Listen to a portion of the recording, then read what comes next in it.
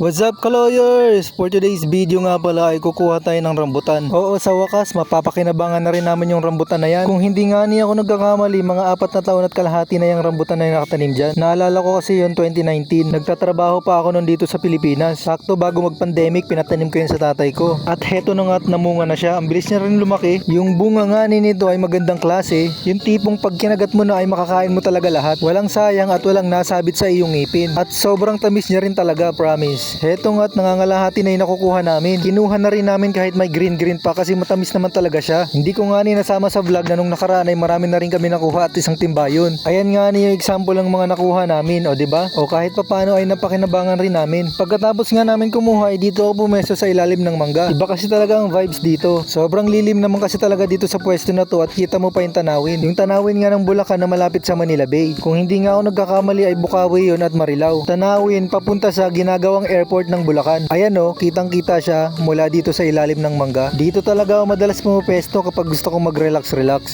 Tignan nyo naman kasi, sino ba namang hindi marirelax sa lugar na yan? Tapos magkape ka pa. At pagkatapos nga kinahaponan ay naisipan kong mag-jogging. Hindi ko pa kasi natatry mag-jogging ng hapon dito sa Pilipinas. Sa Saudi Arabia ko lang talaga nagagawa yun na mag-jogging ng hapon.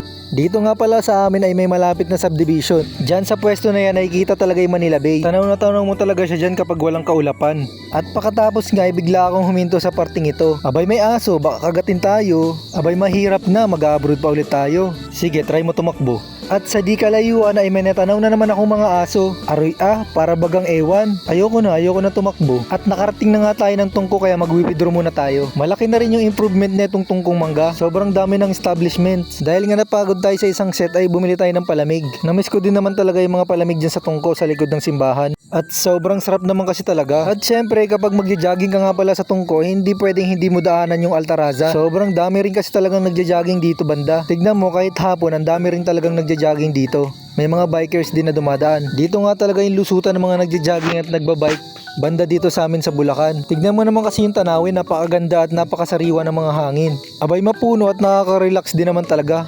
Sabi ko eka, hindi yun joke. Heto nga't pabalik na ako at pagod na pagod sa kakatakbo. At ito na nga yung sinasabi nilang bikers camp dito malapit sa amin. Dito ang stopover ng mga bikers. Ang ganda kasi ng tanawin dito sa amin. Arat na, and that's all for today's video. Thank you for watching.